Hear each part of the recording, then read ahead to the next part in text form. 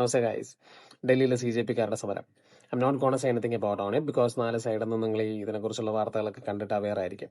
So എൻ്റെ ഒരു സംശയം, കേരളത്തിൽ നിന്ന് കുറേ ആളുകൾ ഇവിടുന്ന് വണ്ടി പിടിച്ചു പോയി ഈ സമരത്തിന് പിന്തുണ കൊടുത്തിട്ടുണ്ട്. എൻ്റെ ചോദ്യം അവരോടാണ്. കുറച്ച് നാൾ മുമ്പ് പുല്ല് തിന്ന് കുറേ ഉദ്യോഗാർത്ഥികൾ പ്രതിഷേധിച്ചിരുന്നു. നിങ്ങൾ ആരെങ്കിലും അറിഞ്ഞോ? ശയന പ്രതിഷ്ഠ നടത്തിയിരുന്നോ? മുട്ടിലഴഞ്ഞിരുന്നോ? ഇവിടെയൊന്നും നിങ്ങളുടെ ഒരാളുടെ പോലും സപ്പോർട്ട് കണ്ടില്ലല്ലോ. ആശാവർക്കർമാരുടെ നീണ്ടകാല നിരാഹാര സമരം, നഴ്സുമാരുടെ സമരം, ഇവിടെയൊന്നും നിങ്ങളുടെ പിന്തുണ പോയിട്ട് ഒരിറ്റ് ശബ്ദം പോലും ഒരിടത്ത് പോലും കേൾക്കാനില്ലായിരുന്നു.